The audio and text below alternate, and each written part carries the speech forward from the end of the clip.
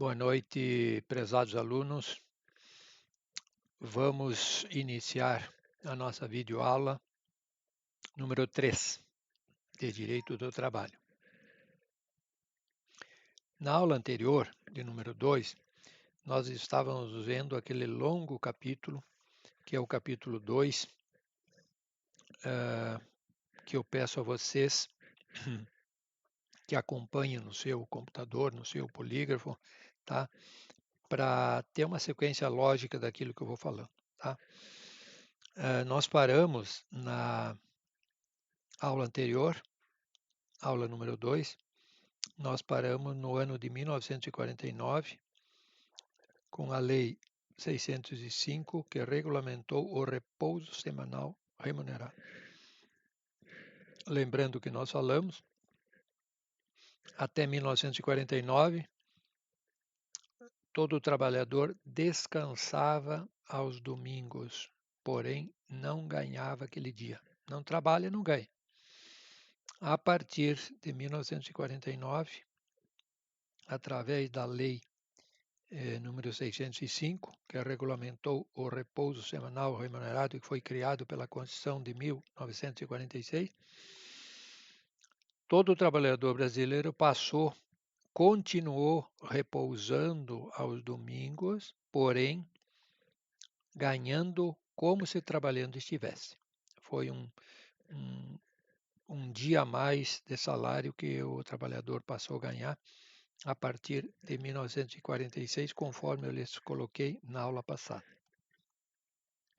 Dando sequência ao nosso capítulo 2, que é longo e cheio de itens importantes, nós vamos passar para o ano de 1960, quando a Lei 3807 criou a Lei Orgânica da Previdência Social. O que fez? O que é a Lei Orgânica da Previdência Social? Assim como em 1943 foi criada a CLT, que é a Consolidação das Leis do Trabalho, que juntou todas as leis trabalhistas num único volume, num único livro, a Lei Orgânica da Previdência, a Lei Orgânica da Previdência Social também compilou toda a legislação existente num único volume, chamada da Lei da Previdência Social. Então, todo o assunto de legislação previdenciária está naquele volume que até hoje nós temos, que é a Lei Orgânica da Previdência Social. Logo depois, em 1962, nós tivemos um aspecto muito importante, um item muito importante para o direito ao trabalho, para o trabalhador brasileiro, que foi a Lei número 4.090, que criou a gratificação de Natal, ou seja, o 13º salário. Por que gratificação de Natal? Porque gratificação lembra gratidão, lembra um presente. Porque ninguém de nós trabalha 13 meses por ano. Nós trabalhamos 12 meses por ano, e aliás não é 12. Tira um de férias, dá 11 meses por ano, e se ganha 12. Com o 13º salário, se chama de 13º porque é um salário a mais. Em vez de 12, nós fomos para 13. Mas, no entanto, há uma discussão se é um presente, que seria uma gratificação, é um salário.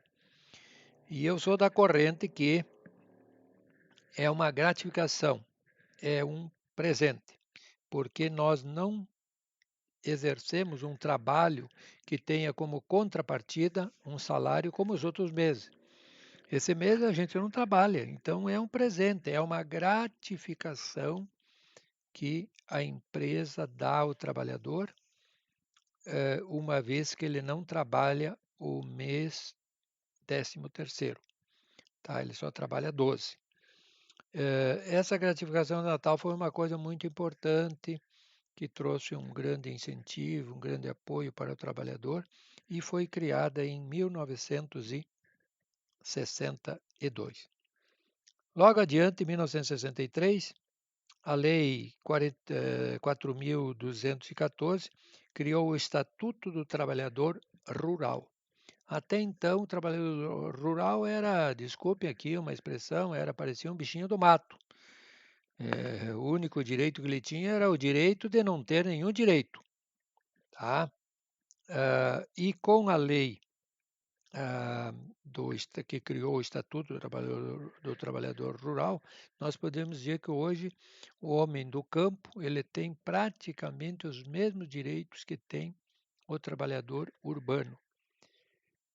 Ele tem as suas férias, tem o 13º, tem insalubridade, se for o caso, e periculosidade, adicional noturno, hora extra.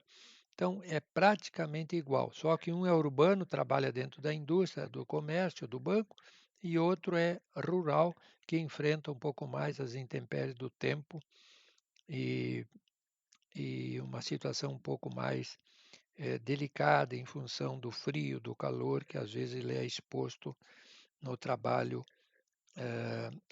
propriamente dito no campo. Depois, em 1964, nós tivemos a criação da primeira da nova lei de greve, que foi uma greve muito uma lei que teve uma permitindo-a com muitas limitações, tá? Então, só em casos extremos era permitido a greve, já que tipo atividades essenciais não se pode fazer, não se podia como não se pode, e tinha que ter situações muito convincentes para que o empregado pudesse entrar em greve. Ela era uma coisa muito restrita, muito limitada. Em 1966 foi criado o FGTS, administrado pelo governo federal. O que é o FGTS? O FGTS é uma coisa muito importante, tá? O legislador entendeu que o empregado, como é próprio do direito do trabalho, o empregado pode ser demitido a qualquer momento. E na época não se tinha seguro-desemprego, tá? Então, de uma hora para outra, o empregado podia ser demitido, não tinha seguro-desemprego, não tinha FGTS, e o empregado não consegue um novo posto de trabalho. O que ele vai fazer? Vai sobreviver de quê? Então, hoje a coisa está um pouco melhor, ou bem melhor, porque, em primeiro lugar, ele tem o seguro-desemprego. Em segundo lugar, ele tem o fundo de garantia que, se ele for demitido, ele poderá sacá-lo e daqui a pouco, se o empregado trabalhou por um longo tempo numa empresa e que eventualmente tem um salário relativamente alto, ele é liberado esse valor e ele consegue sobreviver por algum tempo e eventualmente por um tempo relativamente longo. Agora, nós temos que compor duas variáveis aqui. É longo tempo de serviço e salário um pouco elevado. Aí o volume de dinheiro realmente fica expressivo. Agora, se a pessoa tem um salário relativamente baixo, salário mínimo, um pouquinho mais, e tem um curto espaço de tempo de trabalho, ali realmente é uma coisa quase que insignificante. É pouco, o valor é muito pequeno. Mas, de qualquer maneira, o FGTS ele é pago pelo empregador. FGTS, tá? Eu sempre gosto de perguntar na prova quem é que efetivamente paga o FGTS. Alguém diz, não, é o empregado que paga porque desconta o salário. Errado. É o governo que paga. Errado. Não, o FGTS é pago pela empresa empregadora. Ela abre o caixa, o cofre, e todo mês paga esse valor a título da FGTS mensalmente para os seus empregados. Tá? Então, quem efetivamente paga o FGTS é o governo federal. Depois que o desculpe.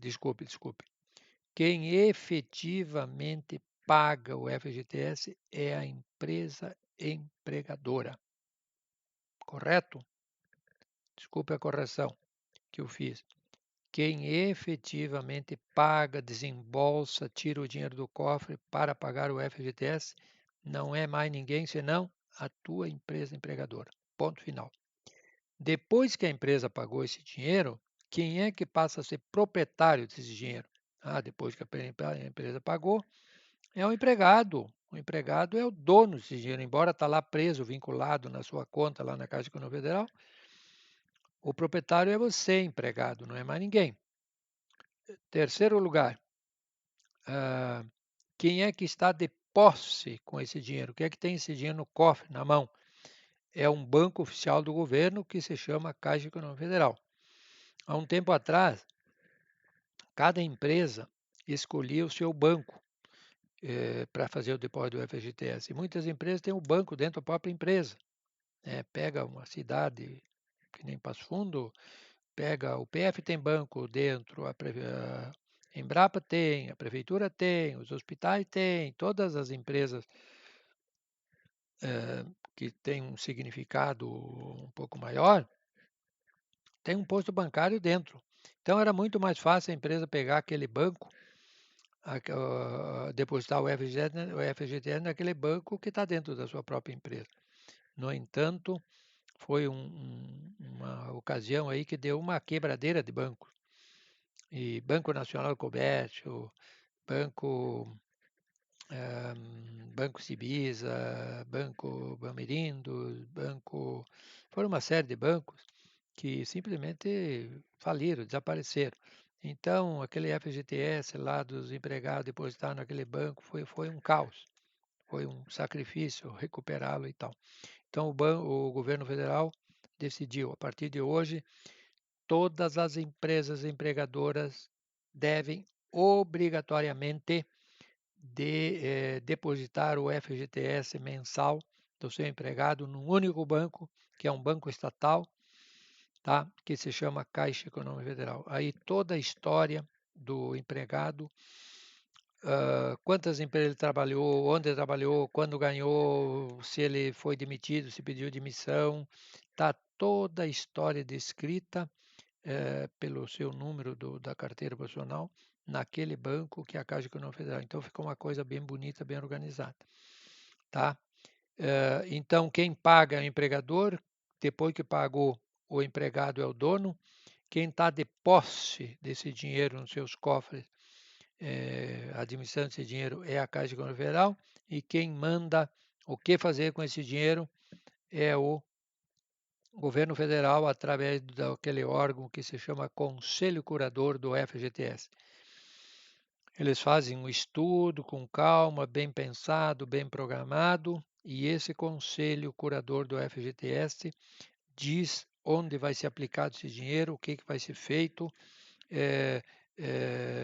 como é que vai ser administrado, porque é um dinheiro sagrado, que está envolvendo aí o empregador que paga, o empregado que é o dono, a Caixa Federal que está com o dinheiro na mão, e o governo federal manda o que fazer com ele, que normalmente manda aplicar na construção civil, na construção. Então, desculpe, na construção de um modo geral, ou seja, também na aquisição dos imóveis. Eu quis dizer na aquisição dos imóveis dos empregados, que, por tabela, incentiva a construção civil. Então, quando o empregado quer comprar o seu apartamento, a sua casa, o seu terreno, ele pode financiar através através do banco, que normalmente o governo libera aquele depósito do FGTS para financiar imóveis para os trabalhadores. Muito bem. Outra coisa importante: qual o percentual que a empresa empregadora paga mensalmente para o seu empregado? Não esqueçam que é 8% sobre o salário do empregado. Então, o empregado ganha R$ 1.000, 8% dá R$80 todo mês depositado lá na Caixa como uma poupança, tá? O cara ganha R$10.000, vezes 8, R$800 todo mês sagrado, depositado na conta vinculada ao empregado junto à Caixa Econômica Federal. Se um dia ele pedir para sair, aquele dinheiro vai ficar lá depositado até a aposentadoria dele. E se ele for demitido, ele saca esse dinheiro e vai usar para sobrevivência. Então, ponto número 1, percentual 8% sobre o salário do empregado. Ponto número 2, a empresa empregadora não pode mais escolher o banco, tem que obrigatoriamente depositar no banco estatal do governo, que se chama Caixa Econômica Federal. Tá bem? Ponto número 3. Qual é a data limite que a empresa empregadora tem para depositar o FGTS do empregado? É sempre prazo limite, dia 7 do mês subsequente ao trabalhado. Repito, dia 7 do mês subsequente ao trabalhado. Se este dia 7 cair num sábado, domingo, feriado, feriadão, não posterga, antecipa sempre para o dia útil anterior. Tá? Então, esse ano lá, o dia 7 caiu numa sexta-feira, parece, 7 de setembro. Dia 7 de setembro lá, tá. O que aconteceu? Se antecipa para o dia 6, que era o dia útil anterior. Tá? Outra coisa, esse dinheiro lá depositado rende 3% de juro ao ano. É um percentual muito, muito baixo. Tá? Se a pessoa puder sacar aquele dinheiro, sei lá, e investir no imóvel, tá? Seria um grande negócio, porque 3% mais a TR ultimamente está próxima de zero, tá? 3% de juro ao ano é efetivamente muito pouco, mas é o que a Caixa paga, tá? E nós temos depois o FGTS, então o extrato, se a empresa vai demitir um empregado, ela precisa pagar multa. Aí o que ela faz? Ela vai lá na Caixa Econômica Federal e tira pela internet o extrato do FGTS do empregado para fins rescisórios. Vai aparecer lá um extrato de todos os valores lá depositados que a empresa fez enquanto o empregado esteve trabalhando naquela empresa durante meio ano, 1 ano, 2 anos, 5 anos, 10 anos ou 20 anos ou mais. Então, o que acontece? Sai aquele extrato com toda a história e aí verifica-se o valor que tem lá depositado. O valor tem lá R$2.000 de FGTS depositado ao longo daquele período que o empregado trabalhou de 1 ano, 2 anos ou mais ou menos.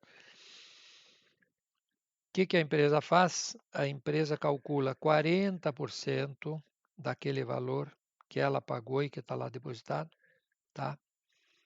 40% e deposita, se ela vai demitir o empregado, eu falei fins rescisórios. Fim rescisório, obviamente, é a demissão do empregado.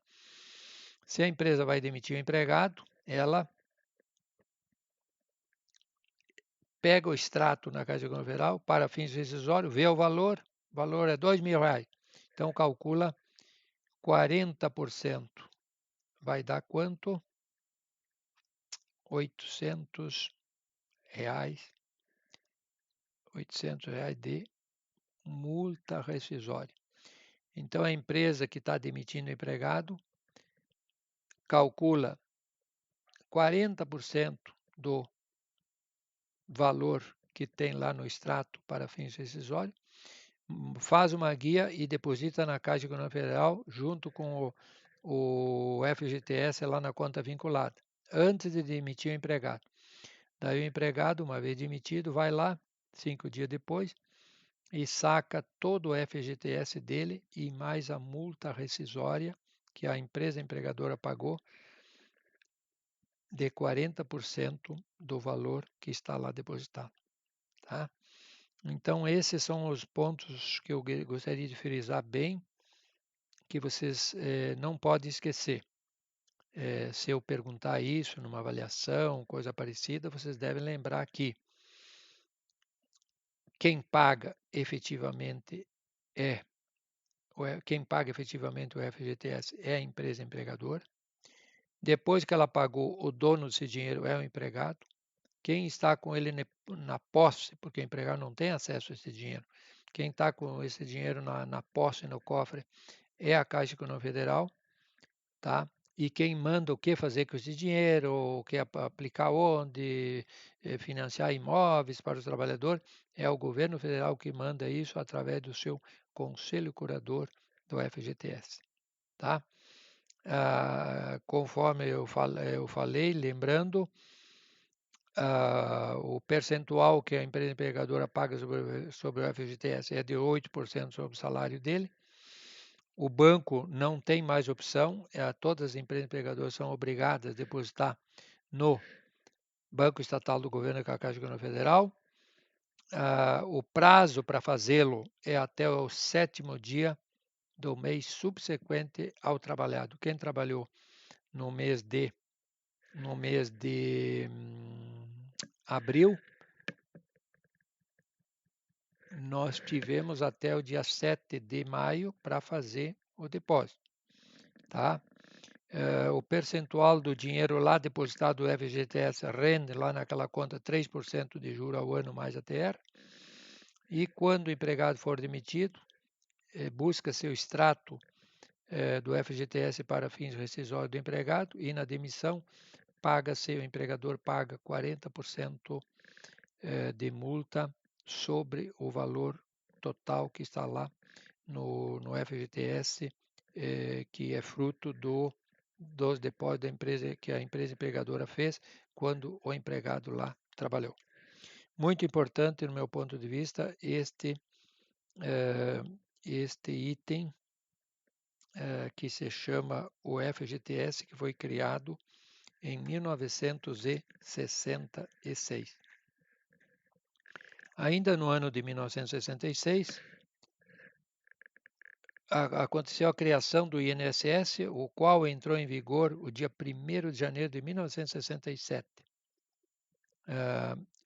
Da onde é que veio esse INSS, INPS, que hoje é o INSS? Lembro que eu falei na aula passada que em 1923, cada categoria profissional estava criando o seu instituto próprio de previdência. Lembrem, ferroviários, marítimos, industriais, comerciários, bancários, etc, etc, etc. Cada categoria profissional tinha o seu instituto de previdência. E aí deu aquele problema que eu lhes falei na aula passada. O governo federal fez uma intervenção, unificou todos esses institutos que eram privados, eram de cada categoria profissional, e criou o grande INPS, que hoje é o INSS, que nasceu para ser o maior instituto de previdência da América Latina e tinha tudo para dar certo. Porém, como era muito difícil naquela época administrar uma distância tão grande do Brasil, do Iapoque e o Chuí, ele passou por altos e baixos, com muitos problemas, e agora com o sistema informatizado e a administração à distância é possível mantê-lo bem, fazer uma boa gestão. Ficaram fora o IPASE, o IP e o SACE, que são alguns órgãos tipo o IP, Instituto de Previdência do Estado, o SACE dos economiários e o do Instituto do Congresso Nacional foram alguns que ficaram fora, fizeram exceção. O resto foram todos aglutinados num único grande instituto, que era o INPS, atual e antigo, criado INPS, que hoje é o INSS. Logo depois, nós tivemos um grande evento que foi a Constituição Federal de 1967, Neste ano, então, surgiu uma nova Constituição brasileira, a qual previu a legalidade de greve, tá? Previu o trabalho aos 12 anos de idade e a possibilidade de contratar funcionários públicos pela CLT. Em 1967, uma criança, eu diria, porque eu acho que não é ainda nem adolescente, um menino, uma menina com 12 anos completos poderia trabalhar normalmente, capacete, bota, dentro da indústria, uniformizado, como se adulto fosse, com 12 aninhos de idade. Então, realmente, quem começou a trabalhar nessa época e nunca ficou desempregado, as mulheres já com 30 anos de serviço se aposentavam. Então, 1967, 1997, o pessoal do sexo feminino estava se aposentando com 30 anos de serviço, porque começaram com 12 anos, 30 anos de serviço mais 12 de idade, 42 aninhos de vida. 42 anos de vida, estavam em plena aposentadoria, quando hoje um profissional liberal começa a ficar bom com 42 anos de idade. Ah, também aconteceu nessa condição pagamento de férias proporcionais para o trabalhador com menos de um ano de serviço, o que não era feito anteriormente. A aposentadoria da mulher passou a ser feita a partir da Constituição de 1967, com 30 anos de serviço. Em 1968, surgiu a Lei 5.516, a qual integrou o seguro por acidente de trabalho ao INSS. O que significa dizer isso? Que a partir de então, com o seguro por acidente de trabalho, surgiu o seguinte: todo trabalhador que porventura se acidentar no seu ofício, no seu trabalho, os primeiros 15 dias, ele fica em casa, ou fica hospitalizado, tal, e ganha da empresa empregadora como se trabalhando estivesse, tá? Repito, os primeiros 15 dias do acidente, ele fica em repouso, buscando reabilitação, e recebe da empresa empregadora como se trabalhando estivesse. Passados os 15 dias, o empregado tem duas alternativas. Se ele melhorou, voltou a ter saúde de forma tranquila, saudável, ele volta para a empresa, continua trabalhando e recebendo seu trabalho normal. Se ele não melhorou, então é porque ele foi um acidente um pouco mais grave, quebrou o pé, precisou engessar, etc. Então, nesse caso, ele vai ser submetido aos cuidados, passa por perícia médica e vai aos cuidados da Previdência. Aquilo que o pessoal diz aí na gíria, fulano e tal se acidentou, está encostado no INSS, o que significa dizer que está sobrevivendo e recebendo um valor de seguro para sobreviver junto ao INSS, porque por quanto tempo? Não sei. Depende a gravidade do acidente. Por mais de um mês, 2 meses, meio ano, um ano, 2 anos, 5 anos, 10 anos, por resto da vida, se for o acidente que causou, se for um acidente muito grave que causou daqui a pouco a impossibilidade de continuar trabalhando. Em 1969, aconteceu a emenda constitucional número 1, tá? A qual não alterou em nada os princípios trabalhistas.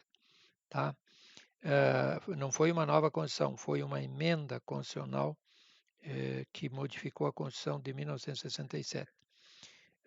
Em 1970, aconteceu a criação do PIS e do PASEP. Como a iniciativa privada também pagou o 13º salário para o empregado, o governo também quis pagar, entre aspas, tipo um 14º salário, tá? Mas aí ele limitou. Então é uma coisa muito restrita para quem? Para quem é que ganha o PIS? Primeiro, aquele trabalhador que tem mais de 5 anos de atividade normal de carteirinha assinada, tá? Aquele trabalhador que ganha ou que ganhou no ano passado no máximo até 2 salários mínimos. Não pode ganhar mais do que 2. Se ganhar mais do que 2, o governo entende, o legislador entendeu que ganha um salário razoável, não precisa um apoio do governo para ganhar mais um PIS. Então, ele tem que ter, em primeiro lugar, 5 anos de atividade, tá? Para passar, ganhar o PIS.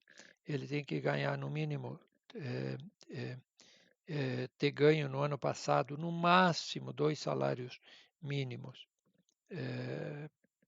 por mês, não mais do que isso. Terceiro, ele tem que ter trabalhado no mínimo 30 dias no ano passado, tá? Então, se candidatando a esses 3 itens sendo aprovado, ele vai ganhar o seu 14º salário, que é no valor máximo de um salário mínimo. Não é se ele ganha 1.800, ele vai ganhar 1.800. Não, o limite é um salário mínimo, tá? Muito bem. Em 1974, aconteceu a criação do Ministério da Previdência e Assistência Social.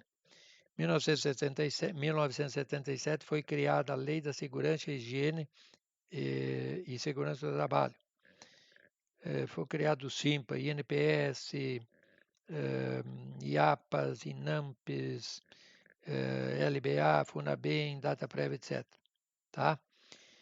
Essa lei da higiene, medicina e segurança do trabalho de 1977, ela foi um marco muito importante, porque até esse ano de 1977, os acidentes, se nós traçarmos um par de eixos cartesianos para mostrar sobre ele a curva dos acidentes de trabalho, nós vamos ver que lá no par de eixos cartesianos vamos ter uma curva extremamente ascendente no que diz respeito aos acidentes de trabalho. A partir de 1977, nós tivemos uma coisa muito importante. A empresa empregadora passou a ser obrigada a dar o IPI. E, repito, dar e não cobrar.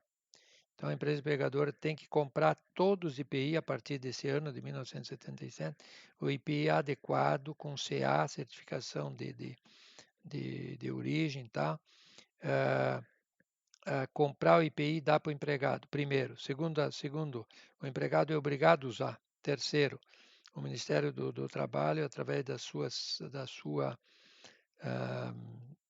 fiscalização, vai acompanhar a empresa para fiscalizá-la detalhadamente para ver se ela está dando, está treinando e está exigindo o uso destes EPIs para minimizar a probabilidade do acidente. Tá? E depois, para nós finalizarmos a nossa aula, nós temos ali campo de aplicação de direito do trabalho, que é o item número 2. Quanto às pessoas, direito do trabalho se aplica a todas as pessoas com vínculo empregatício, o qual se caracteriza por, tá? Notem bem as características, as variáveis que confirmam o vínculo empregatício. Alguém pode me perguntar, professor, tem um sujeito lá, não sei se ele é empregado, não é? Eu vou dizer, faz o teste do pezinho nele. Qual é o teste do pezinho para o direito de trabalho? Você verifica se esse empregado, o João, que você está falando, se ele tem as seguintes características. Se tiver empregado, se ele tem a característica da subordinação, ele se reporta a alguém dentro da empresa, ele recebe ordem de alguém? Sim. Então é o primeiro indício que ele é empregado. Onerosidade. O que é onerosidade? Ele ganha pelo que faz.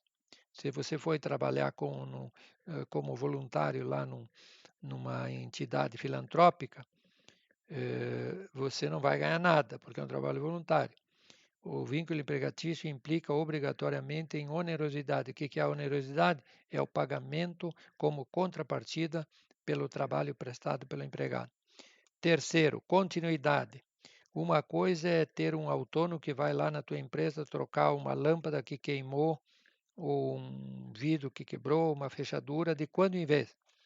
Outra coisa é aquele empregado que chega todos os dias de manhã às 8, sai ao meio-dia, 1h30, 5h30, religiosamente, segunda, terça, quarta, quinta, sexta, janeiro, fevereiro, março, ano 2000, 2001, papá. Isso significa continuidade. É uma característica importante que nós temos que. O contraponto é a eventualidade. Eventualidade é aquele autônomo, aquele que vai lá de quando em vez fazer um trabalho X que tem início, meio e fim. E enquanto que o trabalho com vínculo empregatício ele tem a característica da continuidade ao longo do tempo. Autônomo, vai de manhã, vai de tarde, faz um trabalhinho, vira as costas, vai embora. Vínculo empregatício, cumprimento de horário, entra às 8, sai meio-dia, entra 1h30, sai 5h30 e assim por dentro. E dentro do âmbito do trabalho, e é uma obrigação personalíssima. O que é a obrigação personalíssima? É só ele, empregado, pode realizar aquela atividade. Por que tipo lá o time lá da França que contratou Neymar para jogar, esse time quer que o Neymar vá jogar, não manda o substituto. Por quê? Porque se ele é um excelente jogador, a plateia quer ver esse excelente jogador jogando, não é mandar um substituto. Daí porque o vínculo empregatício é caracterizado por uma obrigação personalíssima. O que é isso? Tem que ser executado pela pessoa que foi contratada para aquele fim. Tá? Então, repito, para nunca mais esquecer. O trabalho com vínculo empregatício tem obrigatoriamente as seguintes características: a subordinação, você reportar-se a alguém hierarquicamente superior a você; onerosidade, pagamento como contrapartida pelo trabalho prestado; ah, continuidade, segunda, terça, quarta, janeiro, fevereiro, ano tal, cumprimento de horário, manhã, às 8, meio-dia, tarde e tal, e obrigação personalíssima. Você que foi contratado para ser caixa de banco, foi treinado para conhecer dinheiro falso, etc., você que vai ter que exercer a função de caixa de banco. E não pode mandar o substituto. Quanto ao espaço, regra geral, o direito do trabalho se aplica em todo o território nacional, tá? Do Iapoque ao Chuí. Faz exceção o quê? A sentença normativa, a qual se aplica apenas dentro da base territorial, da base jurisdicional do respectivo sindicato. Então, vamos separar o que é uma CLT, Consolidação das Leis do Trabalho, que se aplica a todo o território nacional. E o que é uma sentença normativa? Sentença é uma decisão de um magistrado, de um juiz, que termina o processo. É uma decisão. E por que ela é normativa no direito do trabalho? Porque ela impõe uma norma de comportamento. Se está havendo uma greve, uma briga entre banqueiros e bancários, o Estado brasileiro não tem interesse que continue ad infinitum, quer dizer, por resto da vida, essa briga e esse desentendimento entre essas duas classes, e os clientes ficam sofrendo. Então, o Estado brasileiro não tem interesse em ver esse litígio se perpetuar no tempo e no espaço. O que ele faz? Através de um funcionário seu, especialista na área, pago por nós, que é o juiz vai, estuda o caso e dá uma sentença. O que é uma sentença? É uma decisão, é um comando, e é uma sentença normativa porque ela impõe uma norma de comportamento entre essas duas classes de trabalhadores que tinham um litígio entre si. Já que vocês não entenderam, o Estado brasileiro vai dizer: quem manda aqui sou eu, através da decisão desse funcionário do judiciário que se chama o juiz, o magistrado. E, finalmente, quanto ao tempo, os princípios são irretroatividade da lei, que significa A nova lei tem função futura e não pretérita. Ela vale daqui para frente e não no pretérito, quer dizer, no passado. A não ser, isso para nós do mundo empresarial, temos que manter esse princípio. A lei não retroage no tempo. Agora, para a especialidade do direito criminal, sim, ela volta no tempo, se for excepcionalmente para favorecer o réu, que não vem ao caso aqui do direito do trabalho. Depois nós temos finalmente a imediata aplicação da lei. O que significa isso? Imediata aplicação da lei significa que ela começa a vigorar na data nela prevista. E se não tiver lá no rodapé a data prevista que ela vai entrar em vigor, que normalmente tem lá, essa lei entra em vigor na data de sua publicação. Essa lei entra em vigor 30 dias após a sua publicação. Se não tiver nada lá no rodapé, você aplica o princípio, o vocábulo latino que significa vacatio legis. O que significa vacatio legis? Significa dizer que se uma lei, porventura publicada e não diz quando ela entra em vigor, subentende-se que aplica-se o princípio da vacatio legis, que é exatamente 45 dias após a sua publicação. Mas normalmente, para evitar esse tipo de coisa, o prefeito, o governador, o presidente, quando sai uma lei, eles colocam lá, ela entra em vigor na data da sua publicação ou 30 dias após a sua publicação. E, finalmente, a lei mais favorável. O que significa isso? Aplica-se a lei mais favorável in dubio pro reo. O que é isso? O direito penal usa muito isso. Muitas pessoas que eventualmente cometem um crime acabam não sendo condenados, porque o crime foi tão bem feito que não teve assim uma testemunha contundente para dizer, ó, ele foi o assassino. Supõe-se que foi ele, mas ninguém viu com certeza. Então, ele vai ser absolvido pelo princípio da dúvida. O que significa o princípio da dúvida?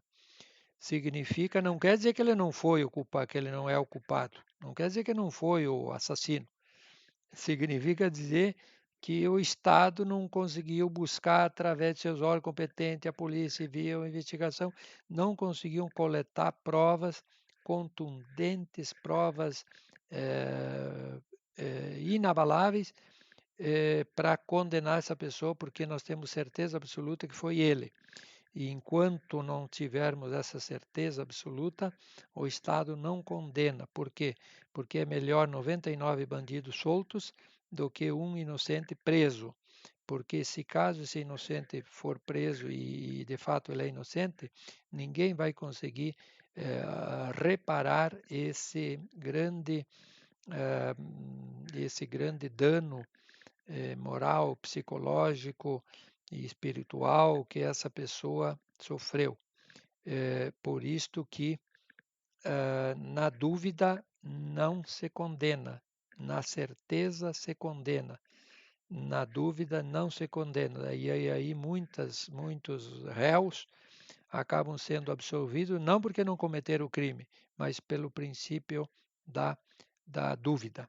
Na dúvida, você sai livre.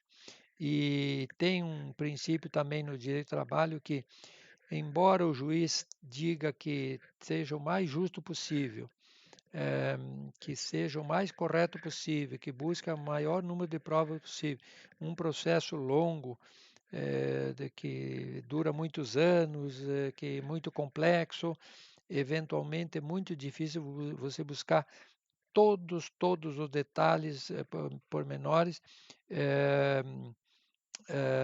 deixando às vezes pequenas dúvidas, pequenos centavos que ficaram indecisos. Então, num caso eventual destes, indúbio pro réu, indúbio a favor do lado mais fraco, que é obviamente o trabalhador. Os juízes não gostam que se diga isso porque eles dizem que eles são muito justos, mas nós sabemos que tem um princípio que pequenos detalhes, pequenos centavos entre uma grande empresa e um, e um pobre empregado analfabeto e agora desempregado, pai de família, teoricamente nos pratos das balanças, aquela balança do direito dos pratos iguais, pesa mais a favor daquele sujeito desamparado do que uma mega empresa que porventura não sinta a falta de alguns pequenos valores que ficaram na dúvida. E assim, meus amigos, terminamos a nossa aula número 3. Eu peço encarecidamente que vocês consigam dar uma acompanhada, principalmente nesse sábado, domingo, já que nós estamos meio recolhidos em nossas casas, que agora esse capítulo realmente foi muito importante e muito longo, e agora, a partir do capítulo 3, nós temos aqui uns itens muito fáceis que nós vamos dar uma corrida e avançar com muita velocidade a próxima aula número 4. Tenha uma boa noite, bom fim de semana, fique com Deus. Tchau.